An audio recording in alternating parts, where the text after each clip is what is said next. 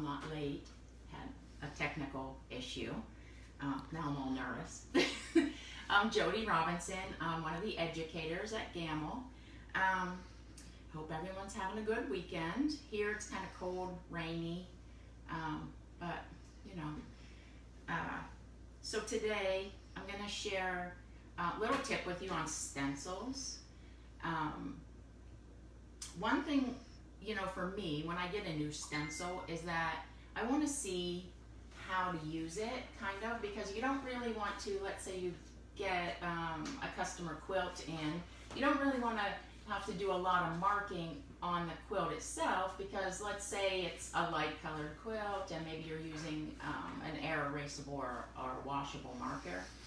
Then if you mark something that's not exactly what you wanted, then you're going to have to figure out how to get it off, and then if it's with water, then you have to wait for it to dry to mark again. So I like to just grab some fabric out of my scrap basket and mark it just with the pounce powder. And I like to use the ultimate pounce because then I can try it out on scrap fabric and I can just hit it with the iron if I don't like it, or just scoop to another part. So I'm just going to show you, we're going to use this stencil today. Let me change the camera so you can see my fabric down here. Hopefully you'll be able to see it. You can see it? Okay. So I did a little pre-marking here. So I marked out 2 littler blocks. So we're going to just imagine that we have these size blocks on our quilt and we need to figure out how to make, this is the stencil that I want to use, and how am I going to make it work in this block. So this is the stencil, and let me put my glasses on, I can tell you what it's called. It is called number 306 small design, and it's a 6-inch block design, which means this as a square is 6 inches.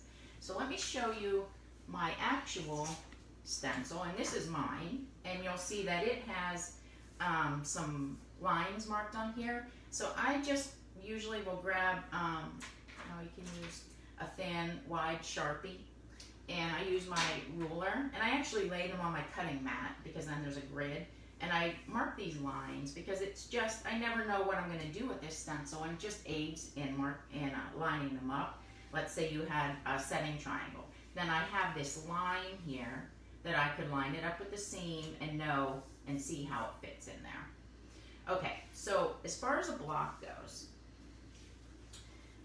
you'll notice on each of these blocks I marked them differently. On this one I marked, I don't even know where I got it, it's quite old, but it's, you know, a nested square stencil. Am I going to stitch these lines? Probably not, but I find that it makes it really easy to line up this stencil. Same with the grid.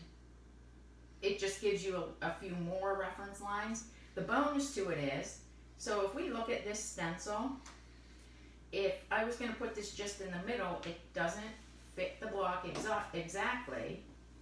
So, you know, this is why I like these lines. Because now if I look at this, let's say I'm just going to center it because I have the markings on my thing and I have these nested squares, and I don't know that you'll be able to see how I'm lining it up, but I'm going to line it up in there,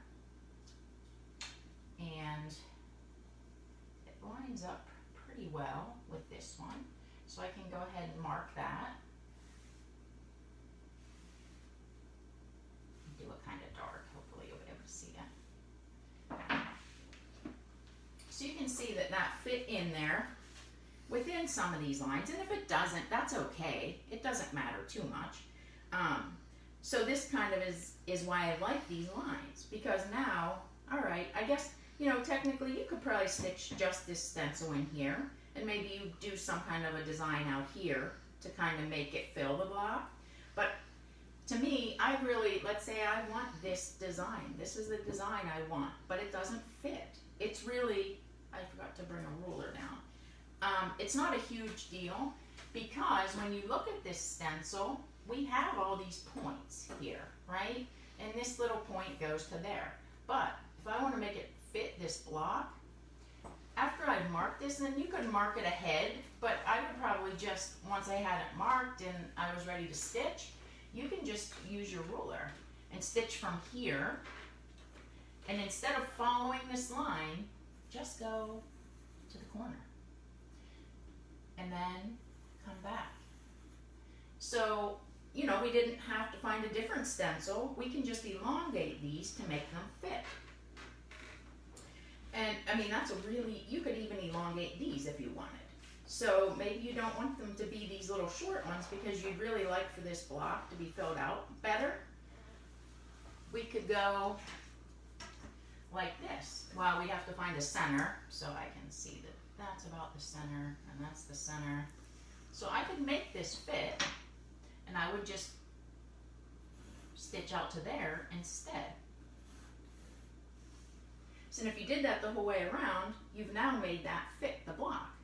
You still do have some empty spaces, and if you feel, I mean, I would probably be okay to leave that if I wanted it to be not so densely quilted.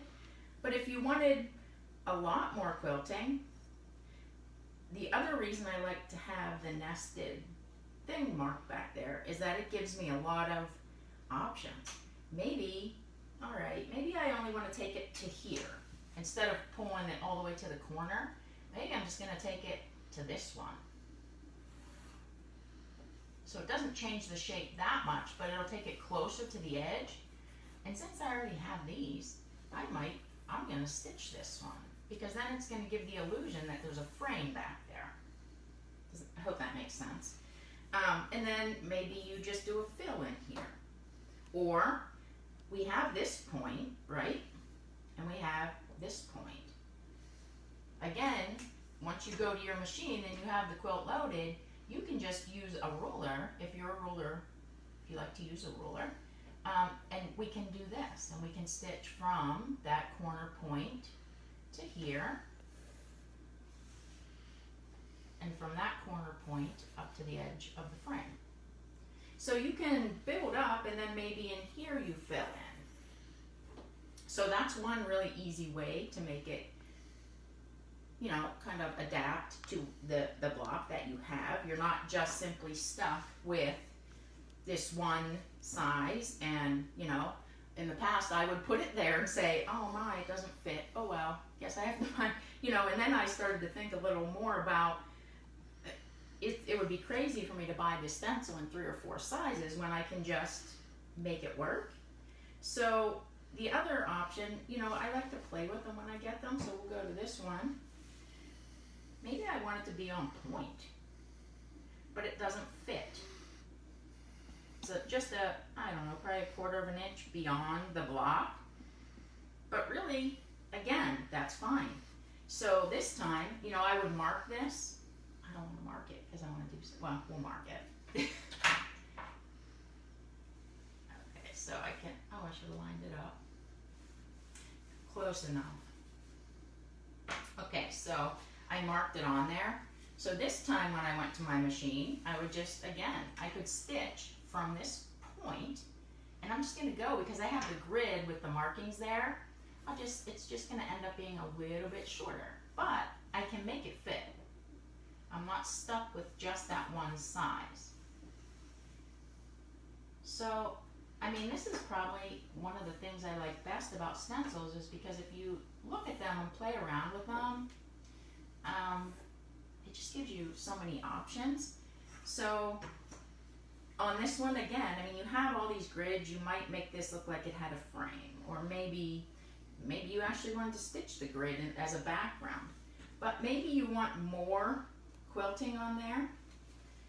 Why not just turn your stencil the other orientation, line it up this time, and just mark it again.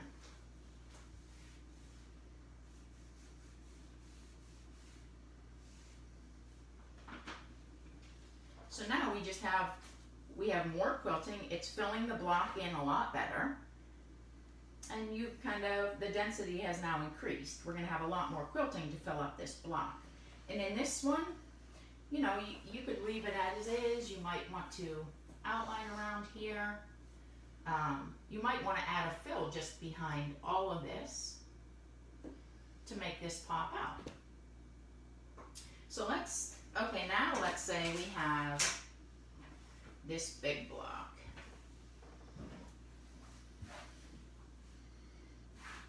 Is that good? I probably would mark this with a grid as well, just so I knew. But because I have the markings on my stencil, covered up by chalk, I'm gonna just, because clearly I would really be stretching it to try to make this work. And I'd have to add an awful lot of quilting out here to make it work. Even on point, yeah, that's a lot. So I might consider, well, I have a line, so I could just mark here and mark half of it. But what's gonna happen then is that I would stitch this as a straight line. And so then I'm gonna find, well, I can mark it actually. So I'm gonna mark it all anyway. So then I would have to come back in and draw this line so I know where that is.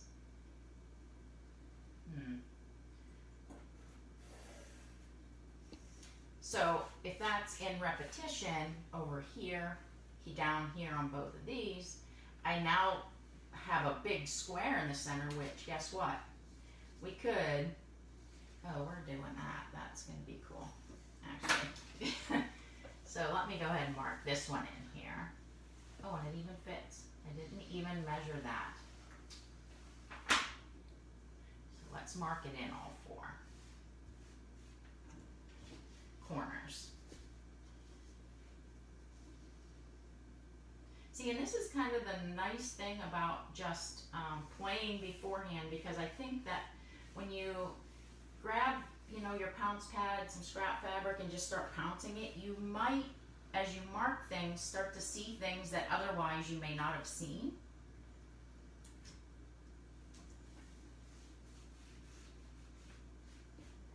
Okay, now we just need some lines in there.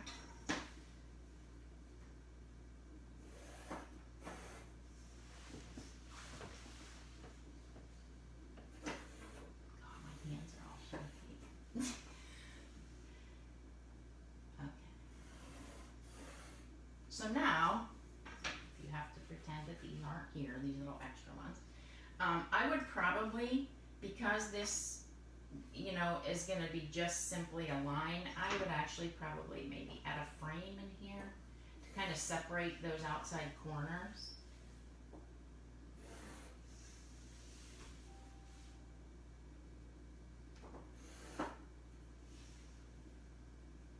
But now we're kind of starting with the same block we had with the smaller ones. So now I actually can bring this right in here, and that will work. Although, so mark that, spin it. My husband's giving me idea. Spin it this way, Yeah. but then it's too long. Oh, wait, no, I like this way. Like that. Wow. Okay, so let me mark this one. Wait. Okay. So now we kind of, you know, this is a big block. I want to say that I marked this maybe 12 inches. So I have the corners, and then I have this in the center. And, you know, I might decide to do something outside and just leave this alone. But I could, if I wanted to make it look like it connects, again, now I can just stretch this out to make it work.